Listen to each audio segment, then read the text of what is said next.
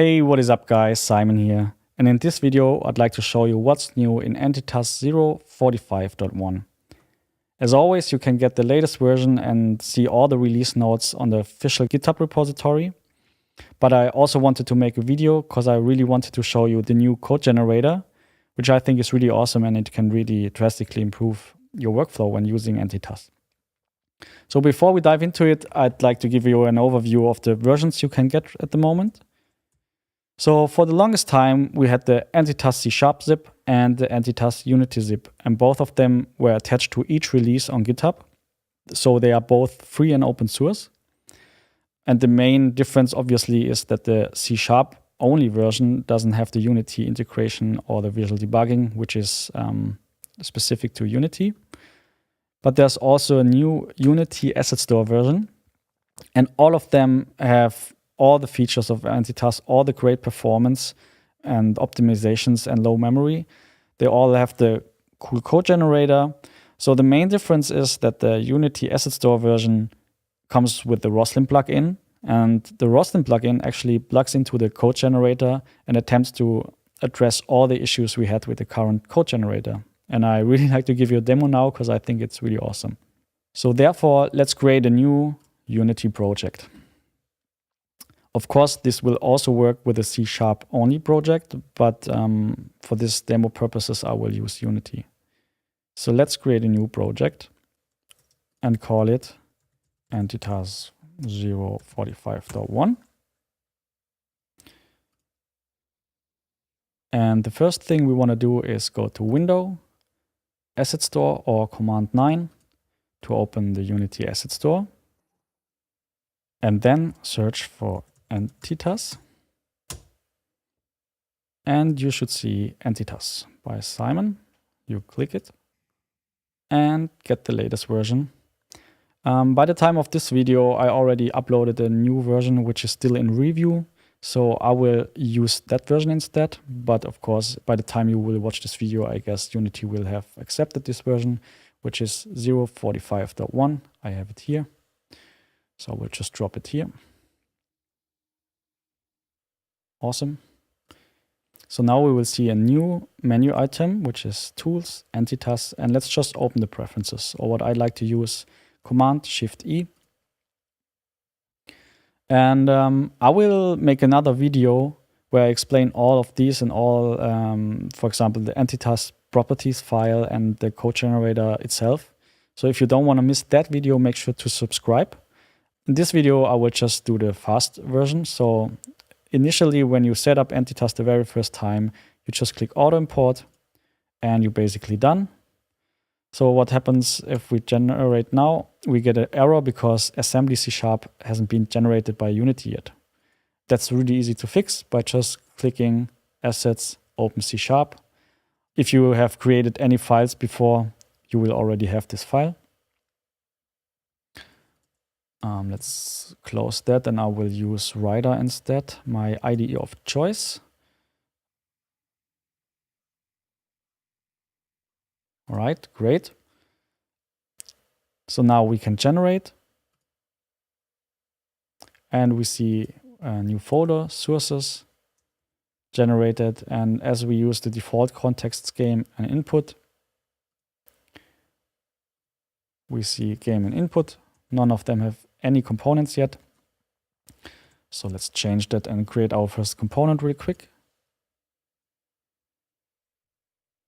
And I usually like to have a folder, components, where I drop all my components. And let's just add a new health component.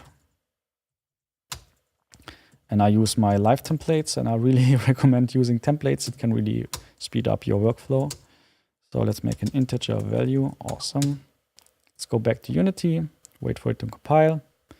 And now we can either go to the preferences and hit the generate button. Or what I like to use, I use the shortcut Command-Shift-G for generate. So now we see we have a new component. We have the game health component.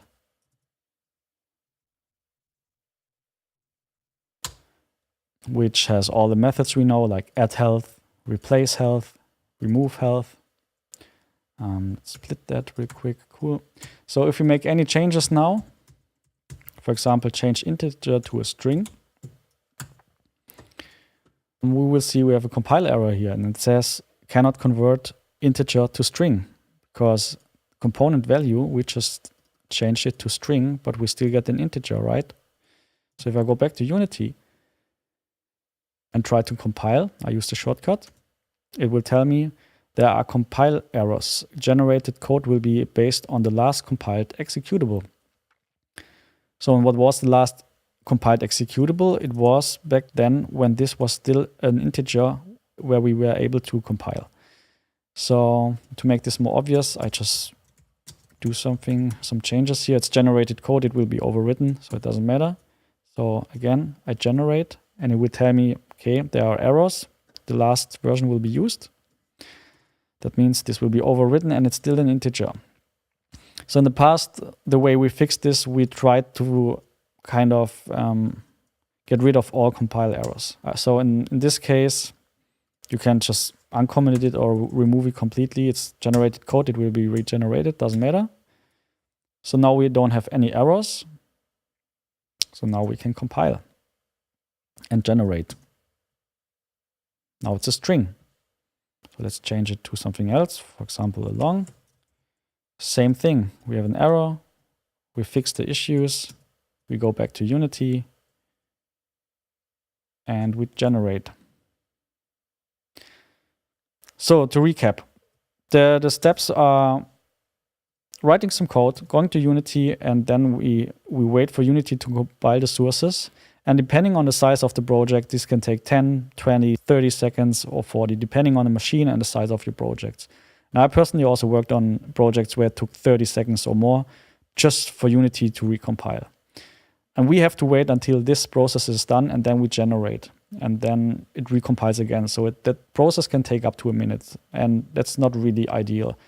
Plus, if there are any issues with the code, we have to fix them. And especially in the beginning, when you're new to Entitas and changing a lot of code, that might be a real bummer. It will definitely get better once you get the hang of Entitas and know how to fix those things quickly, but still, it's not a good workflow. So now I want to show you the workflow with Roslyn, because I think that's way superior. All right. So let's just open our Entitas package that we downloaded, and we see the code generator. I will just reveal it in the Finder.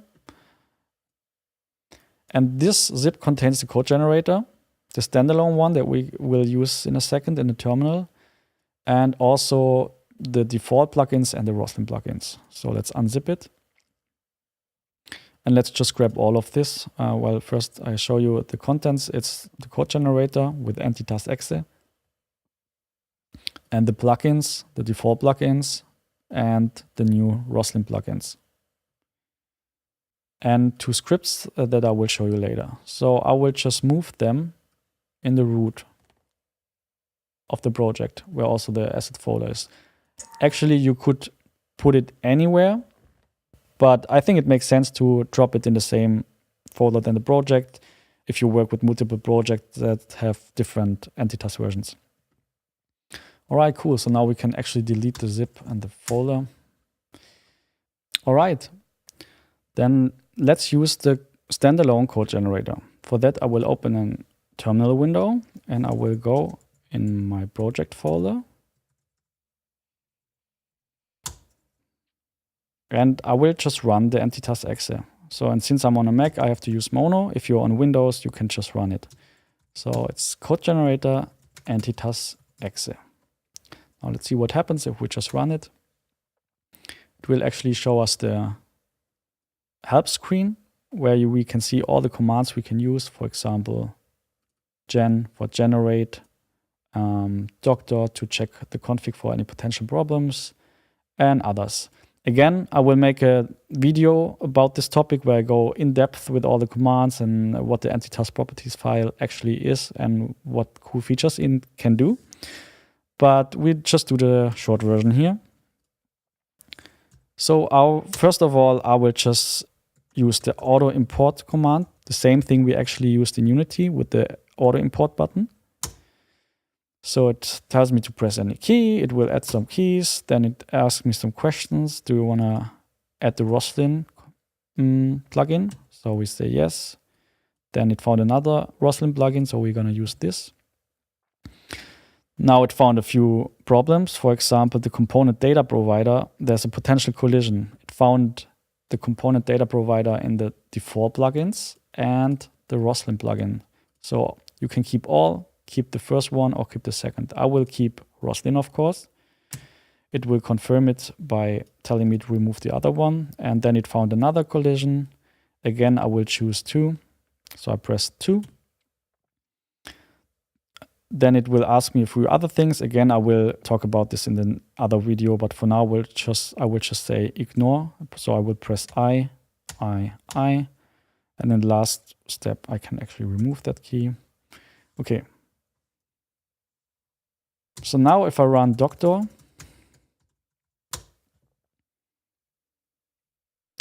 it tells me a few things, but all I'm interested in is this guy telling me no problems detected, happy coding. So I know everything is fine. And actually, I use an alias, so I can write Entitas doctor instead of what we just had before. So this alias expands to that. It just looks nicer, and I use it all the time. So okay, cool. So let's actually generate with the gen command.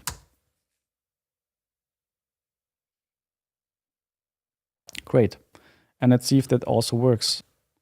So let's change something here. Let's change this back to an integer. So I go back to the terminal, generate, go back, and this is an integer. Let's change this to a string. Go back and generate.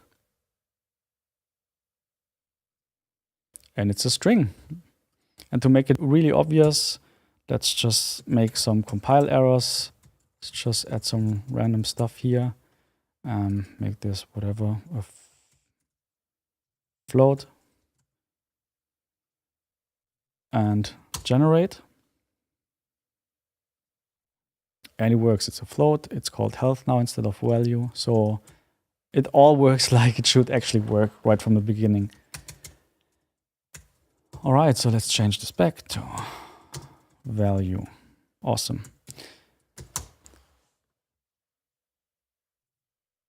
Integer. Okay, cool. So that's good already. But as you can see, if I press enter in 3, 2, 1, go, it takes a few seconds. And while this is okay, we can still do better. Because what happens, it loads all the assemblies it needs to load into memory and then parses the project and generates files. And all this loading, we can actually keep it in memory, so it only has to do it once. So the way to do this is we just start Entitas as a server.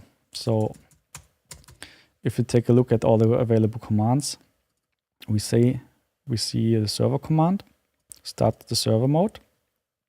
Again, I will do a video on that where I talk more about it, but for now I will just run this. Or an easier solution is what I recommend in the morning when you start working on your project. You just click Start Code Generator, or if you're on Windows, Start Code Generator. But so by double clicking it, it opens a terminal window, and now you can just minimize it or hide it or ignore it. Doesn't matter. Well, for the sake of this tutorial, I'll keep it open and show what actually happens. Because now what you can do is create a new terminal window and use Entitas in client mode. And this means you can send any commands, for example, doctor. That means this client will send doctor over. This will respond. And so it's bidirectional. We see the output here. And of course, we also can send the generate command. And if we compare the speed now, once it's in memory, because the server is always alive, the process is not terminated.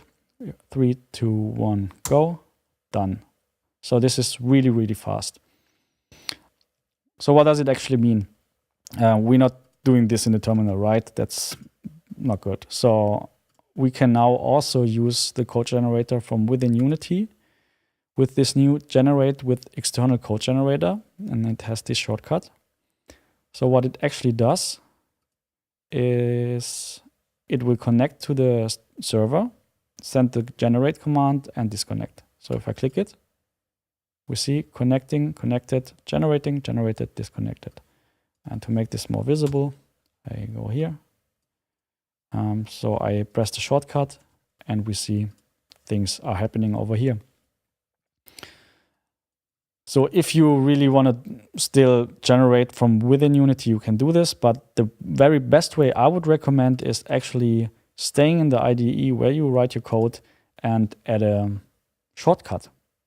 Visual Studio is able to do it. Rider's definitely able to do it. I'm not quite sure about MonoDevelop on the others, but you can find that out. So what I do is a custom command. I will go to configurations. I will add a new task for execute an executable. And I will locate the Entitas exe file. As arguments, I just say it should send the client generate, and this is also the name of this configuration. And the working directory is my project. I don't need any building steps before, so I can remove that. So it's super fast. So now I can click this button, or I can also click here, run Entitas Gen, and it has a shortcut. So from now on, I will just use the shortcut, Command R. And as we see, it connects and generates. Now, this is pretty awesome because now I want to show you how you can actually drastically improve your workflow. So let's make the first example here. So I do string, change it to a string, and hit the shortcut, and it's a string. Change it back to an integer, hit the shortcut, and it's an integer. So really, really fast. Now let's do a real life example. So for example, we add a game controller. And then let's add a constructor and create a context. All right, and let's create our first entity, which is context create entity. Now we can just add the health. Let's also add a position. We don't have a position. Never mind, let's create one. And we just keep this intentionally for the demo to see the compile errors. So we create a new position component. I use my templates. And let's do a public vector3 value. Oops, value. Then let's go back to the game controller and add position vector3 0. Let's add add velocity. Of course, we don't have this, so let's create a velocity component. Use template. Let's do another vector3 value. I will use the shortcut, and by the time I'm back in this file, it already knows add velocity. So let's go forward. Cool.